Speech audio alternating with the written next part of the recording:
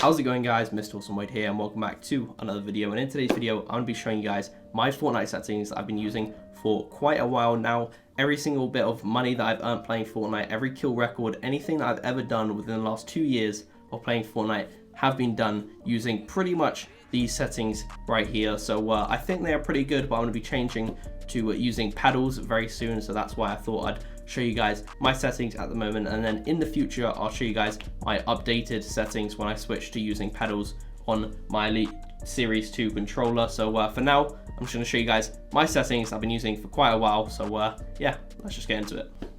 Okay, so I'm just going to go through all my settings right here. I'm not going to explain them too much to you guys, just explain the kind of important ones to you. So starting off right here with my video/graphic settings, and the only important thing here is to turn motion blur off. You should not have that on unless maybe you want the effect for clips, but basically you always want that off. And then moving on to my game settings right here, sprint by default is the first important one. You should definitely have that on. Everything else is kind of personal preference. I like to have auto swap consumables to the right. That's just a preference of mine, but you guys can copy or just have a look at any of the settings that I've got right here. I think the only important one is turbo building and maybe confirm edit on release if you want to have that on as well. Reset building choice, that's another one that's pretty decent to have on, but it's up to you, whatever you do. All the other things aren't too important right here. Tap to search/interact, that's the only important one that I definitely suggest to use no matter what. And then moving on to my game UI, we got all of these here.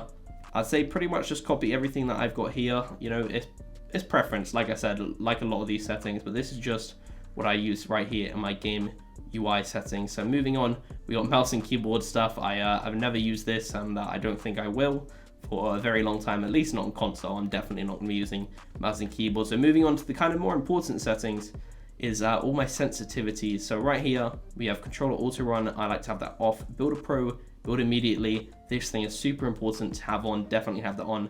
Edit hold time, I have it on 0.1. Vibrations, 100%. Have this off. No debate. These are my sensitivities and settings right here mainly. So right here we got our build 1.7 and then my edit 1.5. I messed around with a lot of different settings on console, and this is pretty much what I think are the best settings that you can have on console. That's just my opinion, what I like to have on PC. It might be different on PS4, it might be different, I don't know. This is just what I like. But right here we do play on linear, so take that into account, but I do use 2 horizontal and vertical boosts. I think it just helps a little bit on console. Either I feel like you can't keep your aim as consistent, I feel like. I could be wrong, but this is what I like. And then we got our ADS look horizontal and vertical speeds at 11% and 13% with no boosts. I think that just makes my AR aim a little bit better. We do play on linear. Aim assist strength, obviously have that at 100. And then my move stick dead zone, my look stick dead zone is 15 and 12. I could have them even lower, but I feel like on console it's good to have them at a more medium range, I guess. I don't know. That's just what I like to have them as. All my audio settings here as well. Again, these aren't too important. I obviously don't like my music blasting too loud, and then everything else is just kind of preference. Right here, again, mouse and keyboard stuff. None of this really matters to me, to be honest with you guys. And then right here is my binds. These aren't the best binds you can have as a non-claw player like myself. If you are a claw player, I would actually say these binds are a lot better. But these are the settings that I've been using for a very long time, and I'm pretty decent at them. But I wouldn't say they are the most best or the most optimal binds, but they are still pretty good. And I think the best thing to do with them was honestly just having my jump as my right analog stick, as I don't use claw and I don't use paddle, so I'm able to jump and look around at the same time, which is super important. I also have crouch on the left stick. I have my toggle pickaxe on A. B is to edit, switch mode on Y, and then builds pretty much all the same right here, nothing abnormal. And then edit controls, this is what I think is the best right here, is confirm on LT, and then I have reset on RB.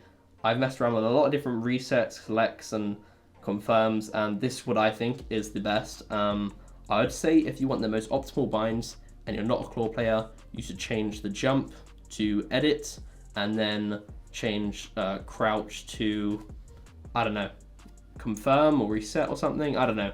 I'll make a video in the future about the most optimal binds you can have as a controller player while being a claw player, a non-claw player.